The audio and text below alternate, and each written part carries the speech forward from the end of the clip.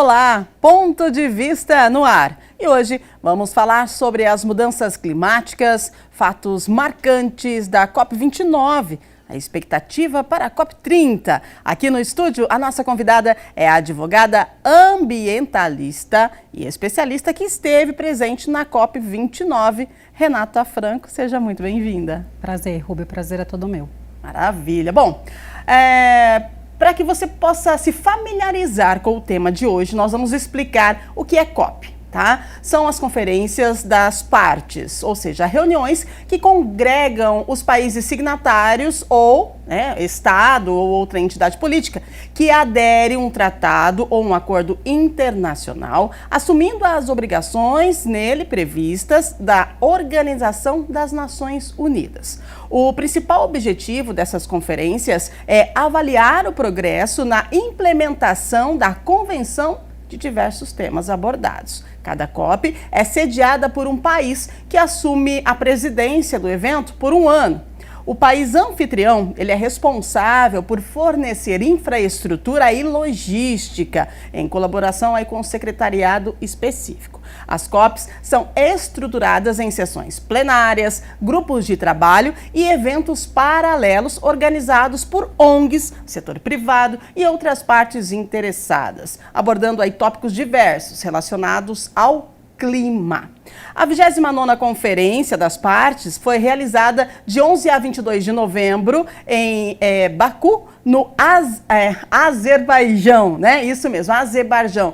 E a nossa entrevistada, a doutora Renata, ela participou pessoalmente, né, da COP29. Vamos lá, agora que eu já expliquei um pouquinho, né, o que é COP, doutora, qual que é o que você traz, né, da COP29? Como que finalizou essa COP? Qual que é a perspectiva que você teve dessa reunião tão importante para todo mundo? Perfeito. Rubia, você explicou super bem o que é a conferência, né, das partes. E é uma conferência que ela acontece desde 92, que deu origem na Eco 92 aqui no Rio de Janeiro, que foi onde esse texto global foi assinado para a questão das mudanças climáticas. Então, o objetivo são as reduções das emissões de gases de efeito estufa. E dentre esses gases de efeito estufa, acho que é o que mais conhecido, é o dióxido de carbono. Tem o gás metano também e alguns outros gases. Mas o CO2, ele é a base, né, e o cálculo que é sempre feito. Então, o objetivo dessas reuniões é a redução das emissões de um modo geral. Além da redução dessas emissões, é uma ajuda financeira para os países em desenvolvimento, porque se a gente fazer análise, e lá atrás também, né, quando esse acordo foi assinado em 92, e lá atrás o protocolo de Kyoto, assinado na cidade de Kyoto, em Japão, ele dividia o mundo em dois grandes grupos.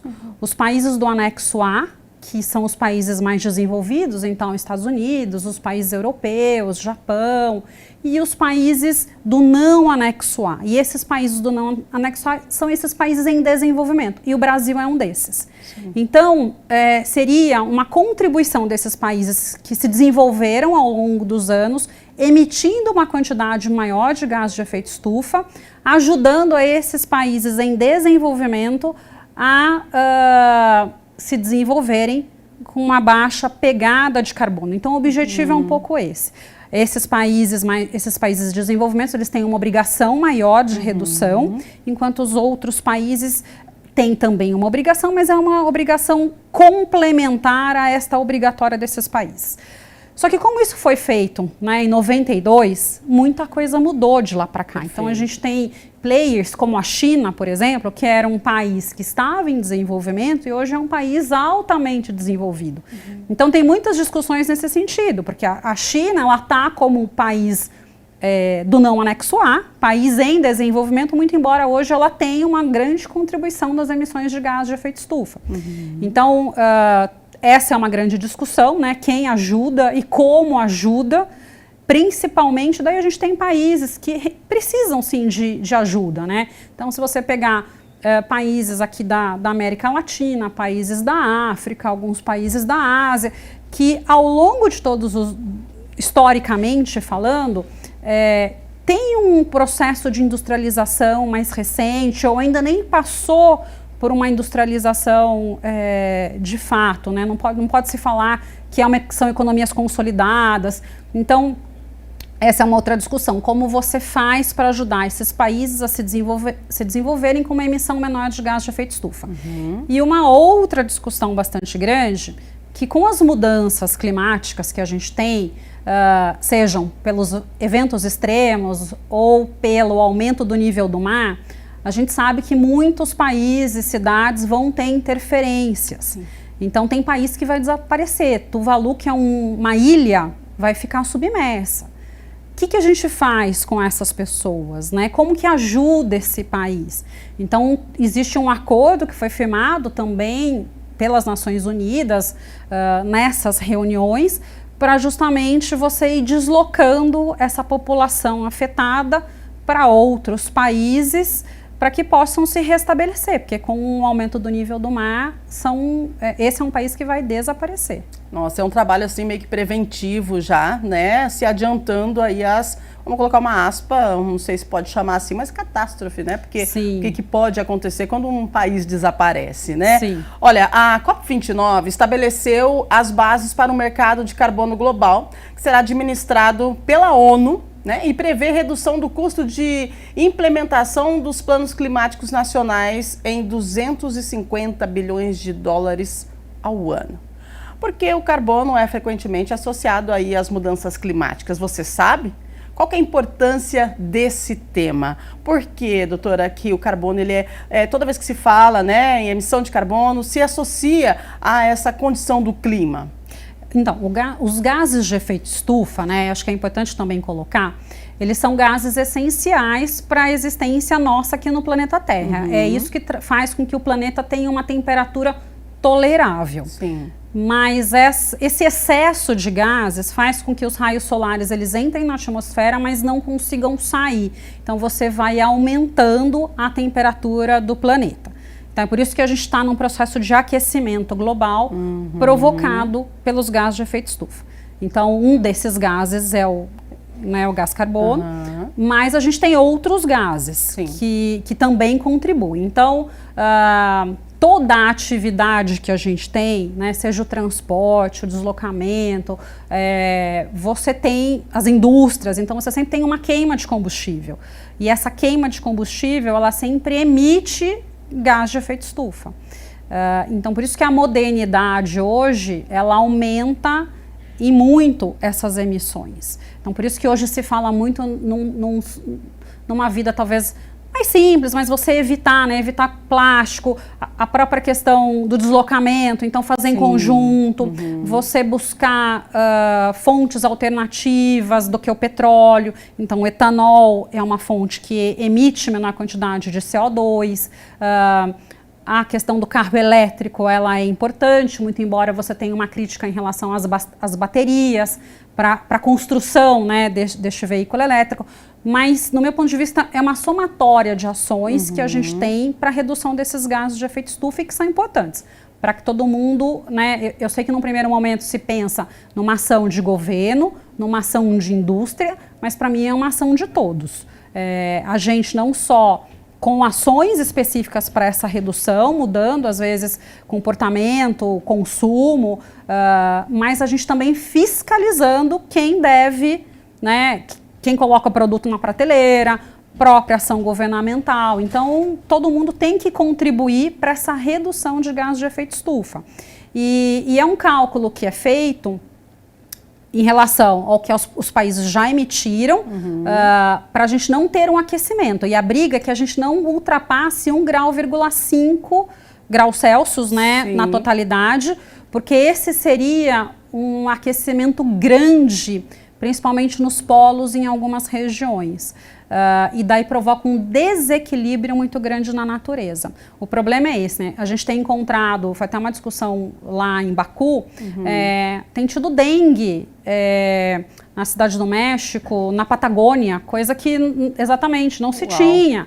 Então, é esse desequilíbrio que muitas vezes você tem doenças que não se tinha numa determinada região que passa a ter, os ciclos da natureza, eles começam a ficar desencontrados, então a gente começa a ter uma diminuição de área agriculturável, uma diminuição de alimento, uma diminuição de água e com isso reflete na vida de todo mundo. Então você evitar as emissões de gás de efeito estufa, indiretamente você está evitando também um aumento de custo do que você vai consumir, né? Seja de carne, seja de produtos agrícolas, seja da água que você vai estar consumindo. Todo mundo às vezes questiona, mas a água tem abundância, por que eu preciso pagar pelo uso da água? Por conta dessas questões, né?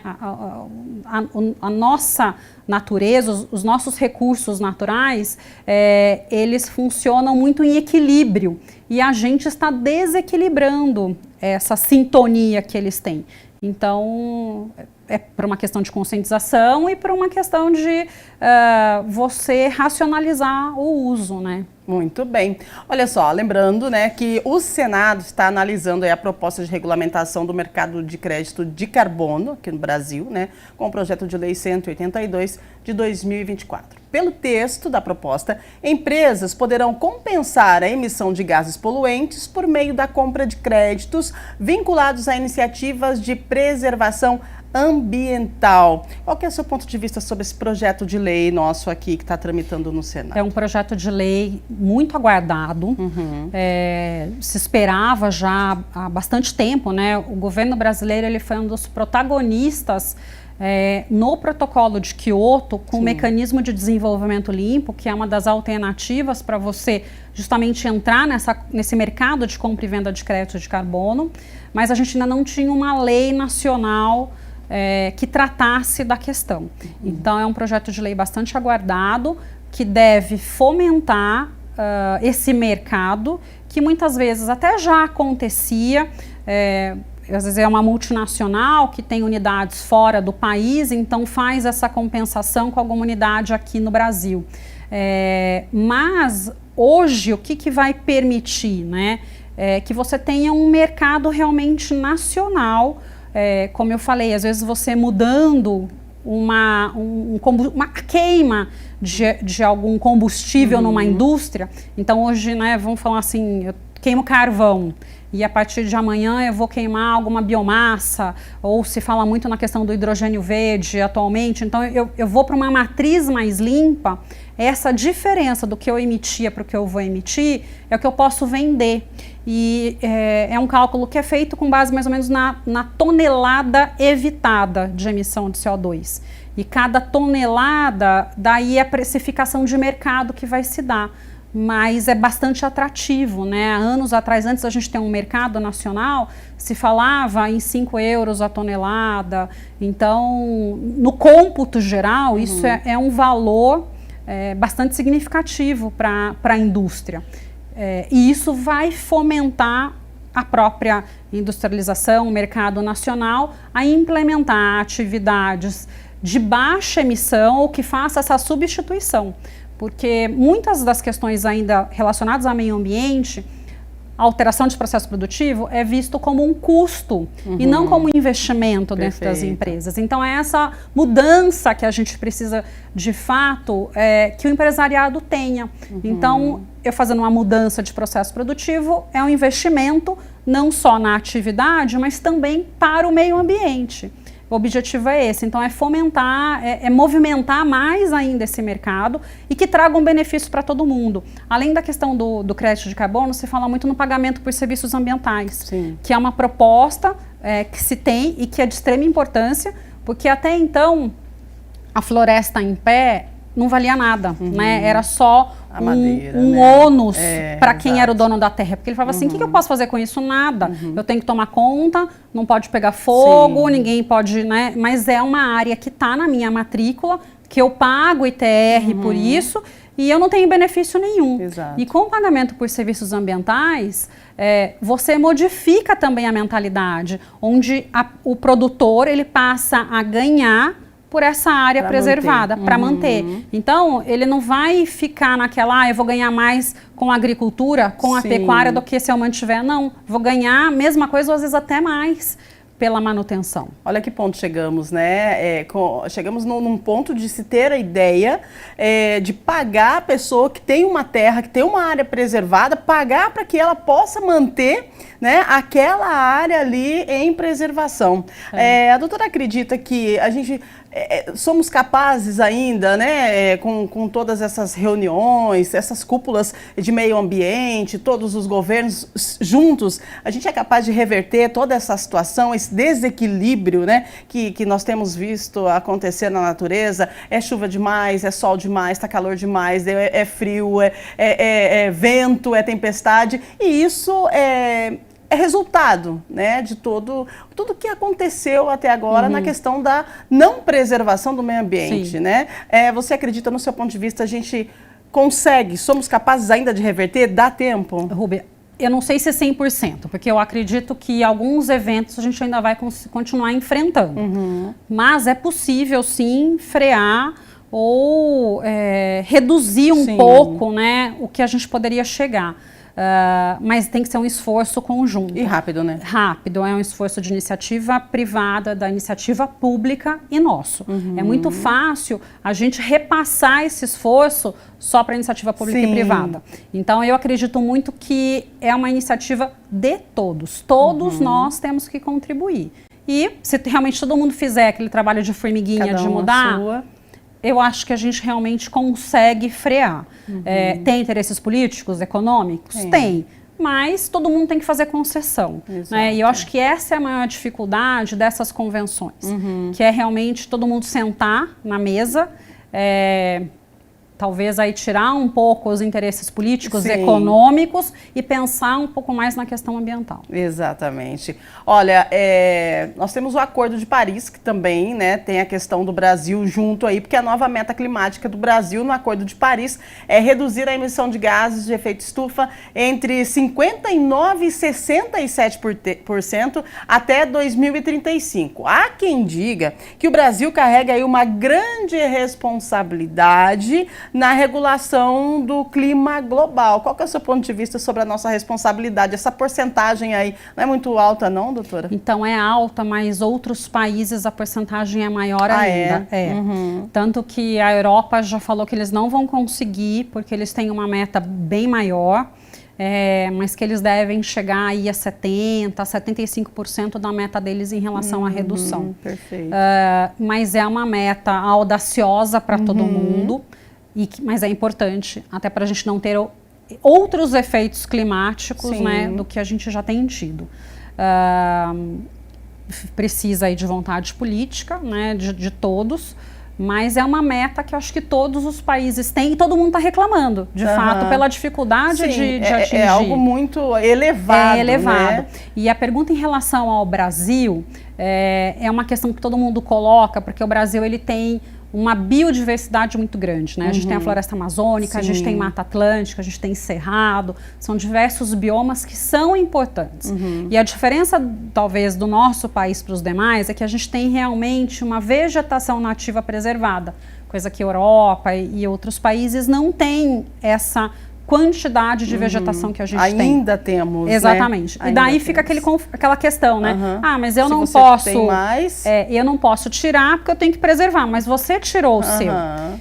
Então é aquela questão, realmente, eu acho que é necessária uma questão de compensação para esses países que ainda têm uma vegetação, porque realmente é importante, e se todo mundo resolver retirar todas as árvores que tem, deixar de preservar, daí que a gente nunca vai atender, né, essa meta de não aquecer o planeta a mais de um grau e meio. Então é importante para todos, mas coloca, né, e coloca o Brasil no protagonismo que ele sempre, na responsabilidade que ele sempre teve, né? e talvez ali de assumir um papel protagonista em relação aos demais. Sim, eu dei uma olhada na internet referente ao COP29, né? E aí as pessoas comentando, poxa vida, né? Tudo é Brasil, tudo para o Brasil. Agora, olha a responsabilidade, né, do Brasil. Então, é o que a doutora falou, cada um fazendo a sua parte, a gente pode colaborar, né? Bom, vamos lá. Decepção. Olha só, antes do intervalo, nós vamos falar sobre a tal da decepção. De acordo com entrevistas, tá? O acordo final em Baku decepcionou por ter uma meta fraca de financiamento climático, né? Você concorda? Qual que é o seu ponto de vista sobre esse acordo final? Porque decepcionou mesmo, realmente, por conta do resultado dessa reunião, dessa cúpula, vai sobrar para o Brasil em 2025? Vai sobrar para o Brasil. Na verdade, sim, essa já era uma expectativa que todo mundo tinha antes mesmo do acontecimento da COP, né? Sim. A gente já saiu de Dubai sabendo que pouco se avançaria em Baku, porque a COP28 foi em Dubai, em 24, né? Já tinha essa previsão, então? Já tinha um pouco, porque são tanto Dubai quanto Baku são países que a origem maior do seu desenvolvimento é o petróleo. Sim. Então a gente já sabia que seriam pleitos difíceis, né? E talvez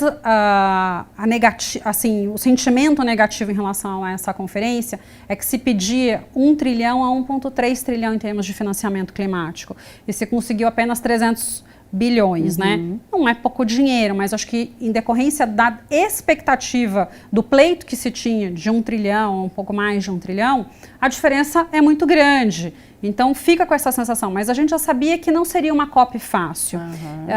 O Brasil, como não é um país que fica dependente do petróleo e é um país que já se anuncia como a COP da floresta que vai acontecer em Belém, sim, então provavelmente é uma COP que vai lutar mais pelos interesses da manutenção da floresta e da redução dos gases de efeito estufa. Porque, quer queira que não, essas reuniões é uma reunião política, sim, né, com interesse econômico por detrás. Então, é difícil, não são reuniões fáceis, né? Então, até você chegar num denominador comum de todos os países, e depende muito do presidente mesmo que está ali na COP. Então, às vezes você tem uma presidência que, na verdade, tem que responder a um país cuja origem de desenvolvimento é o petróleo. Sim. É um pouco difícil também você fazer um acordo tão arrojado em termos de proteção ambiental. Então, são todas essas ponderações, né? E acho que já tinha essa expectativa de que realmente em Belém que as coisas vão acontecer. Em Belém, aqui no Brasil, gente. Nós estamos recebendo aqui no nosso ponto de vista a advogada ambientalista Renata Franco. A intenção do governo, né, que a gente já falou, é fazer a COP30 aqui no Brasil, né? O início de uma fase pós-negociação do regime climático, saltando aí para um novo ciclo de implementação das decisões. E depois do intervalo a gente vai falar mais sobre a COP30, inclusive, que será em Belém. E aí, claro, né, quando a gente pensa uma reunião dessa de alta cúpula, é uma reunião que vai reunir aí cerca de 60 mil pessoas, né? Então, são líderes de mais de 100 países. E aí o que acontece? Vai ser sediada aqui no Brasil, em Belém. E a infraestrutura, né? Como é que vai ficar? Qual que é a expectativa? E depois, será que isso vai trazer aí uma movimentação na economia, né, de Belém? Será? O que a gente pode esperar? Daqui a pouquinho, depois do intervalo, a gente continua falando para você de meio ambiente, o nosso ponto de vista falando hoje referente à COP29 e à COP30 com a nossa advogada ambientalista. Fique com a gente, daqui a pouquinho voltamos.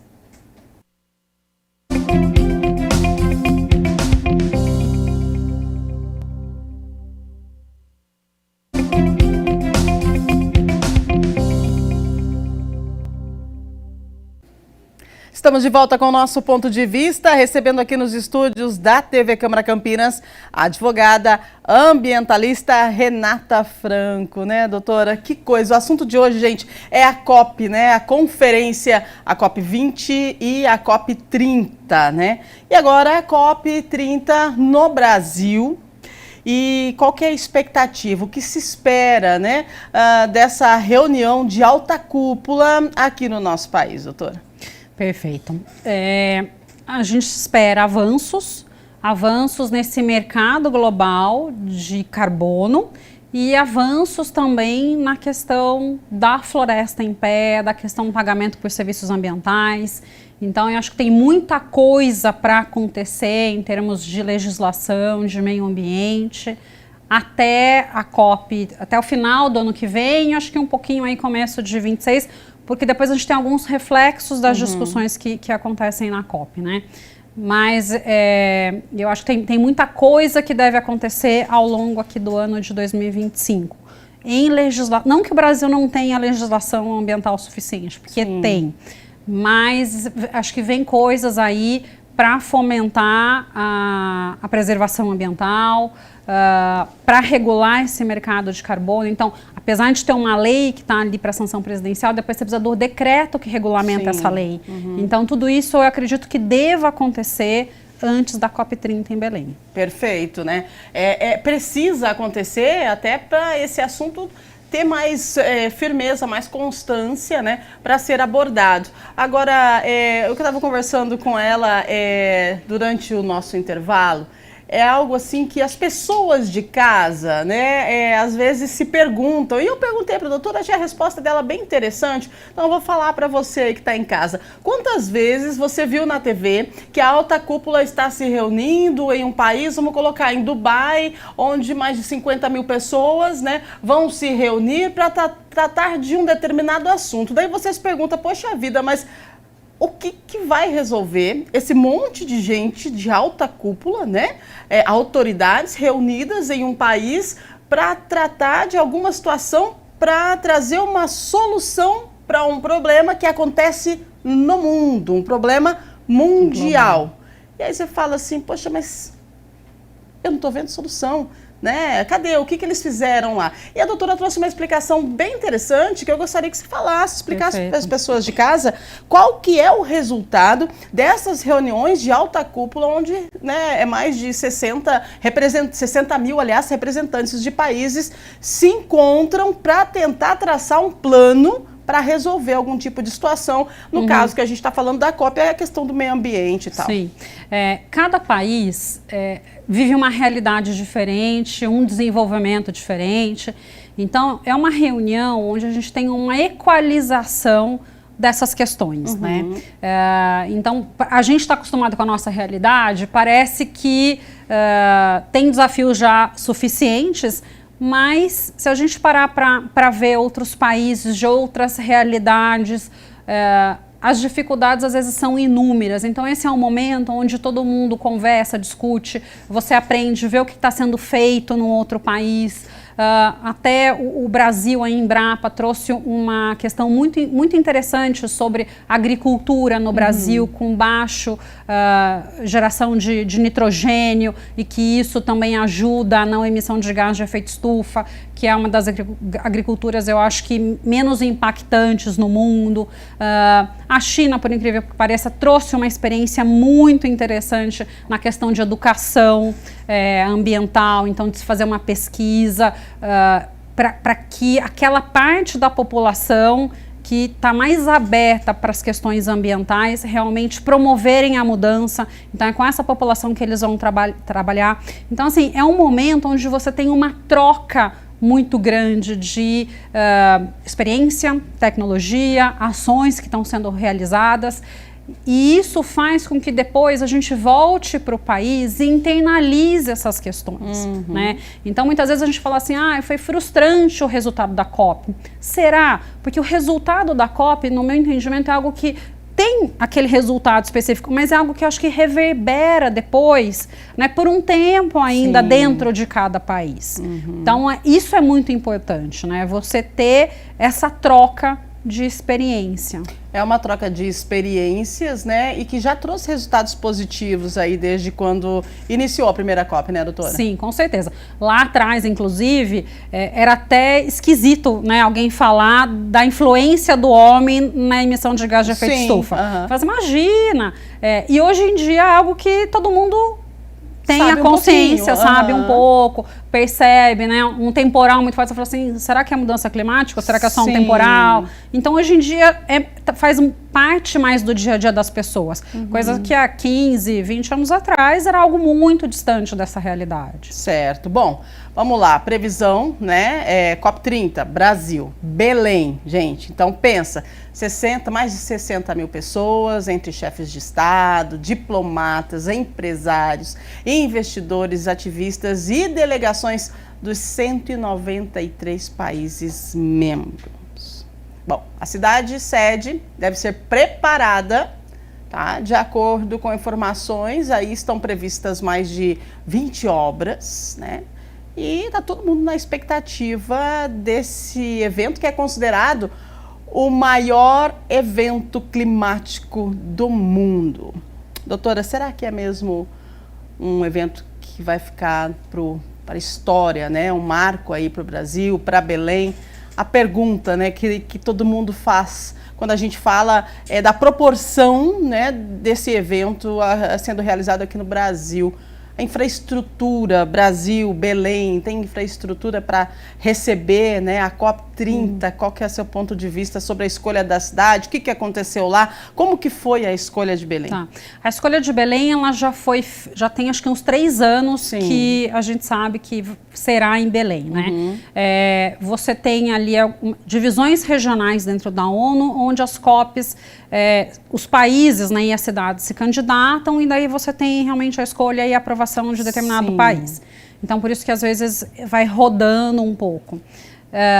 Eu acho que todo mundo tem essa expectativa do que acontecerá na COP30 há pelo menos 2 anos.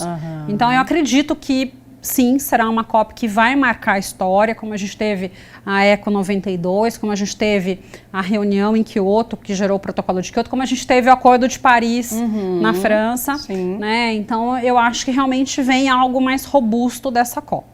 Agora, a capacidade da cidade de Belém em receber esse número de pessoas... É muita gente. É muita gente. É uma dúvida que todo mundo tem.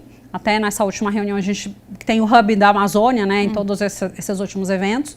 A gente sabe que Belém está se preparando, acho que tem pelo menos uns 3 anos que eles acompanham a COP em termos de segurança, infraestrutura, logística, para conseguir entregar um bom trabalho até lá. Mas o receber esse número de pessoas, eu acho que pouquíssimas cidades teriam a capacidade de receber.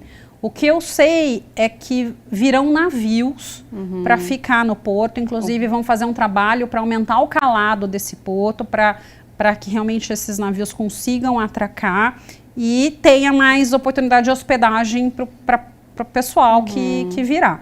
Porque hoje, se você quiser pegar um hotel, um Airbnb, qualquer coisa, você não tem disponibilidade neste período, né, na cidade de Belém para o ano que vem. E, assim, mas a gente precisa esperar. Eu acho que, né, falta ainda um tempo. A gente sabe que realmente eles estão se preparando.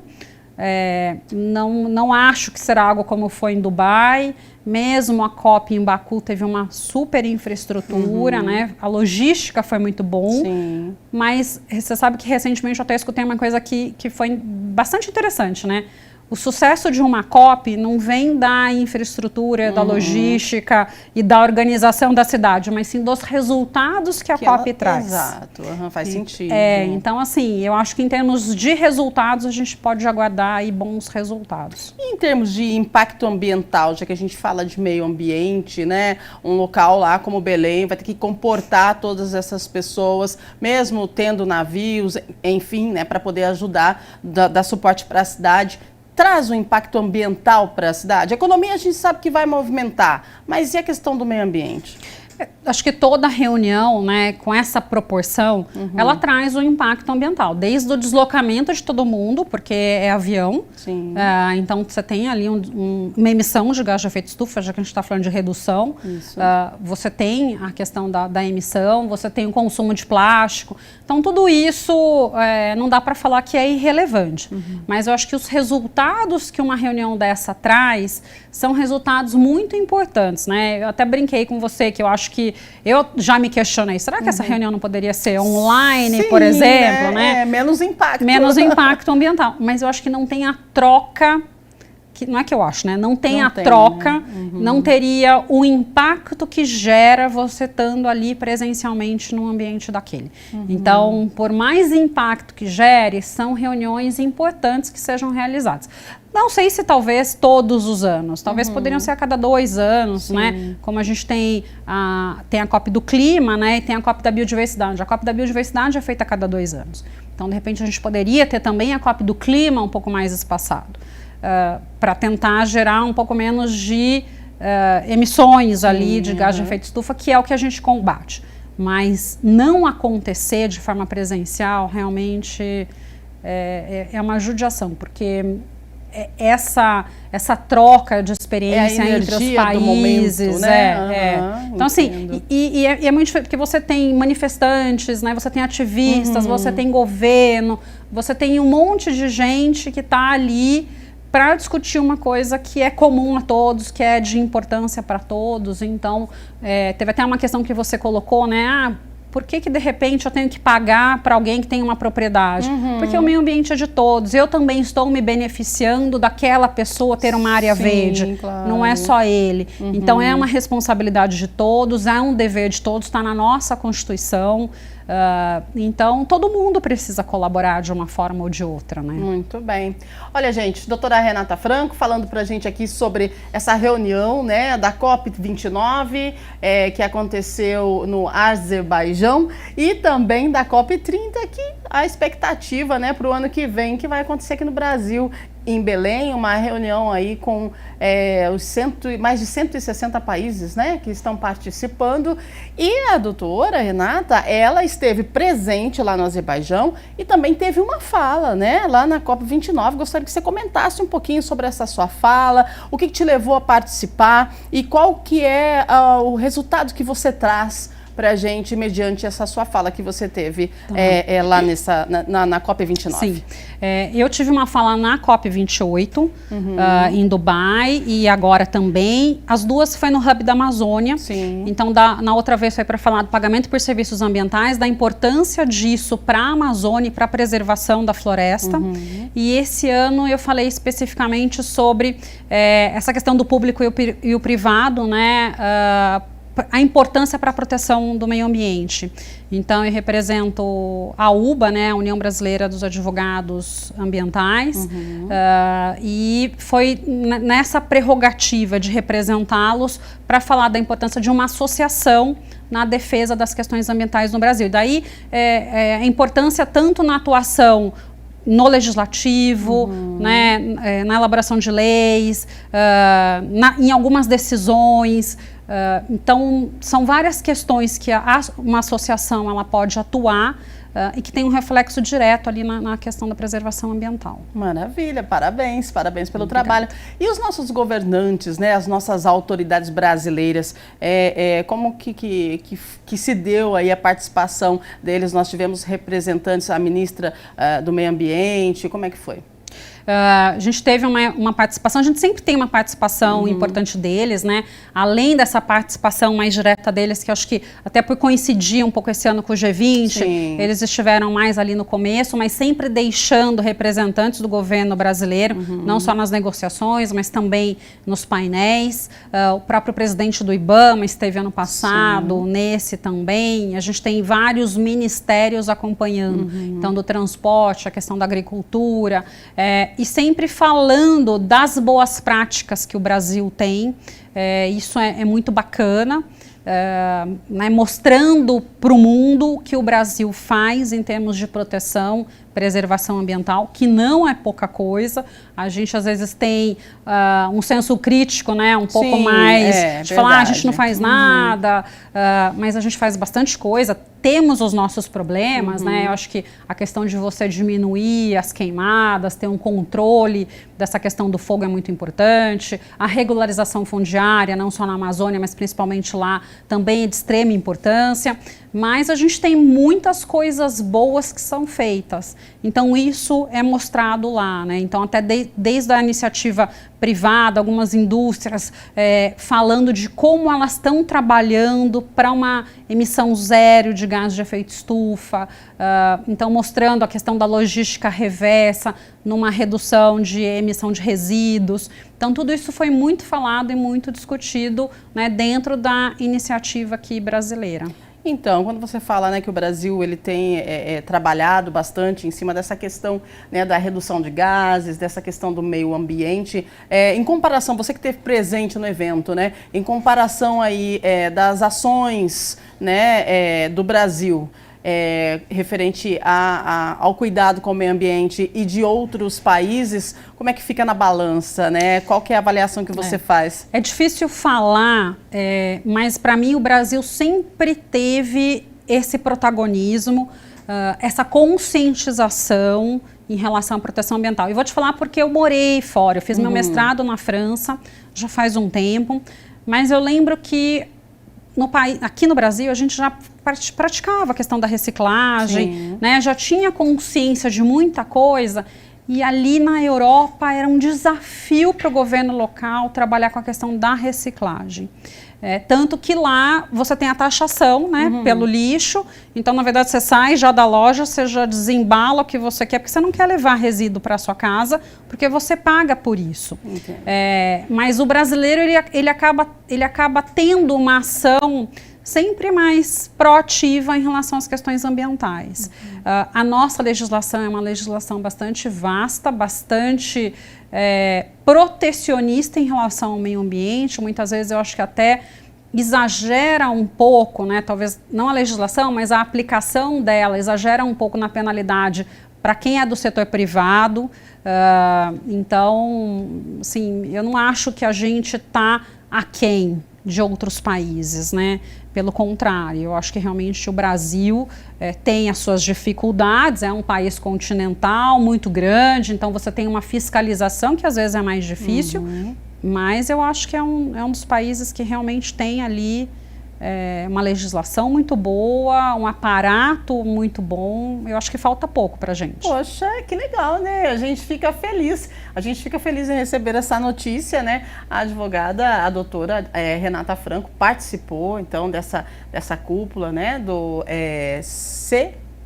COP29, né? Que aconteceu no Azerbaijão.